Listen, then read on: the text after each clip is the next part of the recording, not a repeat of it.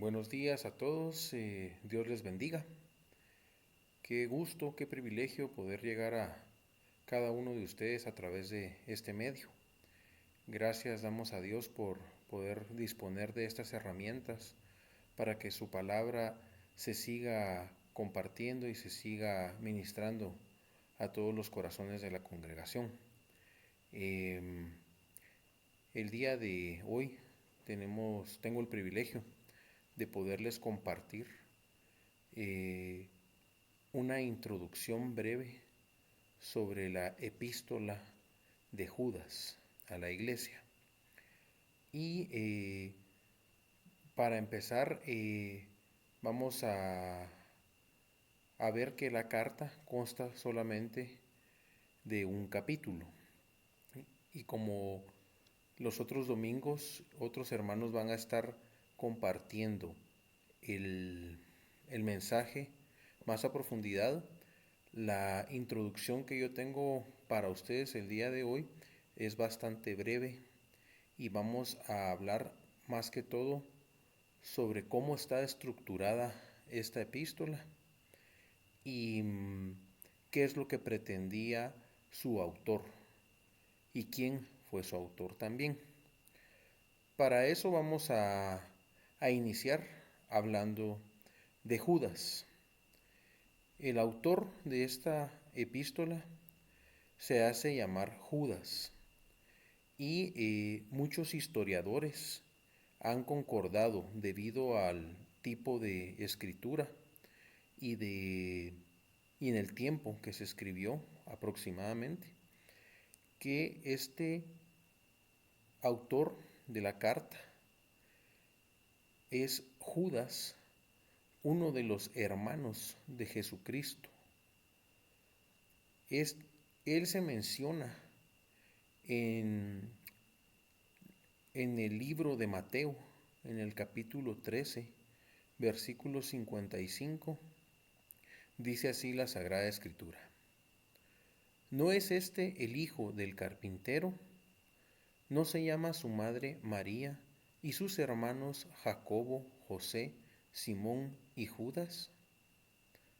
Y también lo vemos que se menciona en Lucas 6:16. Judas era un conocido maestro, viajero y misionero, como lo menciona Pablo en 1 Corintios 9:5, donde dice, no tenemos derecho de traer con nosotros una hermana por mujer, como también los otros apóstoles y los hermanos del Señor y Cefas. Aquí le preguntan a Pedro, ya que se sabe que Judas viajaba con su esposa. La fecha de escritura de esta epístola es incierta, pero varios estudiosos e historiadores concuerdan que la epístola pudo haber sido escrita entre los años 60 y 65 después de Cristo. Los destinatarios iba enfocada a todos los cristianos, los llamados santificados en Dios Padre y guardados en Jesucristo. El tipo de documento, como lo conocemos, es una epístola. Y el propósito es advertirle a la iglesia contra los maestros inmorales y las herejías que se oponen a la fe, así como también instarlos a que luchen fervientemente por estar firmes en la fe. Los personajes claves que habla esta epístola nos menciona a Judas, el autor de la carta, el arcángel Miguel, Moisés, Caín, Balaam, Coré y Enoc, que conforme vayamos en el estudio vamos a poder ir viendo a detalle por qué los menciona. El propósito de la carta, como ya lo mencioné, va dividido en tres partes. Inicialmente hay un encargo a la iglesia. Luego hay una acusación a los falsos maestros y líderes corruptos de la iglesia. Y por último hay un encargo final hacia la iglesia para saber qué hacer ante estas situaciones. Realmente Judas se convirtió en uno de los líderes en las primeras comunidades de cristianos. Como ya se los mencioné, era un maestro viajero y misionero, y la carta nos demuestra por su escritura el dominio y el conocimiento de las escrituras del Antiguo Testamento, así también como de los libros hebreos de esa época, que ya los vamos a mencionar en un momentito, ¿verdad? Entonces, vamos a iniciar con la primer parte que habla sobre el propósito de la carta. En los próximos domingos vamos a ver con un poco más de detalle, pero aquí lo vamos a ver un poco más superficial, para que también ustedes, hermanos, tengan la oportunidad de leer unas 2 o 3 veces la carta, esta epístola, para poder saber entender el mensaje que tiene para nosotros, ¿verdad? Inicialmente, dentro de la iglesia hay maestros corruptos que se han infiltrado en la iglesia, y por eso insta a los creyentes a luchar fervientemente por la fe. Inicialmente el mensaje era sobre la salvación, pero debe cambiar el sentido de la carta al escuchar lo que estaba pasando en la iglesia. No se enfoca en las enseñanzas de los falsos maestros, sino en la manera de vivir de estos. Como dice la palabra en Lucas capítulo 6, versículo 45, el hombre bueno del buen tesoro de su corazón saca lo bueno, y el hombre malo del mal tesoro de su corazón saca lo malo, porque de la abundancia del corazón habla la boca.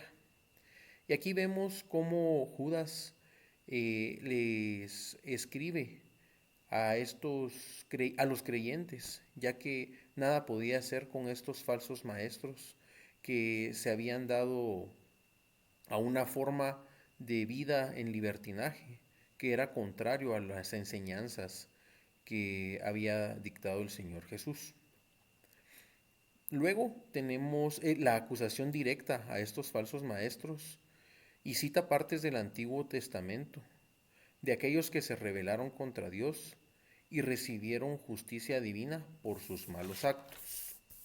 Podemos ver,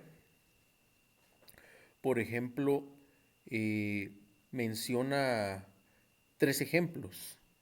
Algunos de los que habían sido salvados en Egipto y sin embargo fueron destruidos. A los ángeles caídos, que son mantenidos en cadenas eternas para juicio. También habla sobre Sodoma y Gomorra, y que se hallan bajo el efecto del juicio, ¿verdad? Y luego de esto también menciona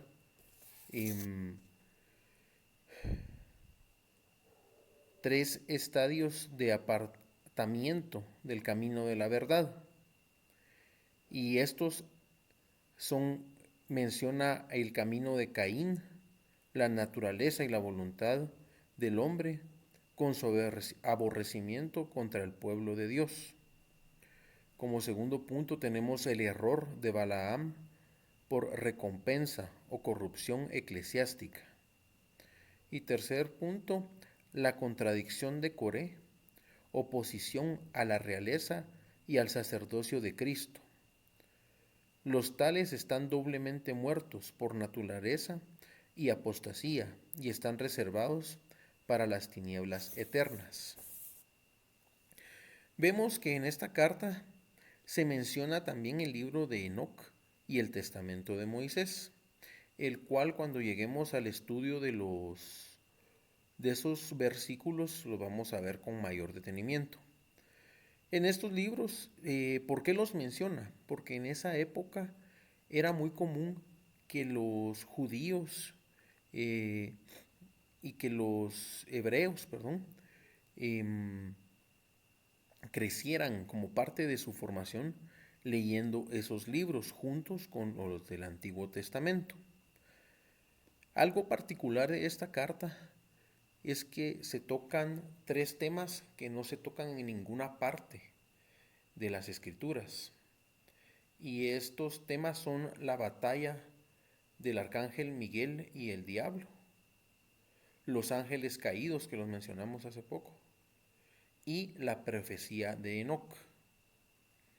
Es importante porque en esa época estos libros, estos escritos, eran bien valorados y bien conocidos. Y era un buen ejemplo para hacer que los creyentes se mantuvieran firmes y recordaran lo que había pasado a aquellos que se habían desviado del camino, ¿verdad? Como lo vemos en los libros del Antiguo Testamento. Em, como lo mencioné, la escritura de esta carta está entre el año 60 y 65, que es lo que creen los historiadores, ya que muchos creen que este Judas, el autor de esta carta, falleció antes del año 80. Entonces, esa es más o menos la época en que creen que fue escrita. Y esta epístola, como las anteriores que hemos estudiado de Juan y Pedro, tiene un mensaje fundamental, que es el reconocer a Cristo como Dios, el reconocer su sacrificio, ya que muchos se estaban desviando y el fundamento de, la, de, nuestra, de nuestra creencia, de nuestra fe, es la vida, muerte y resurrección de Jesucristo.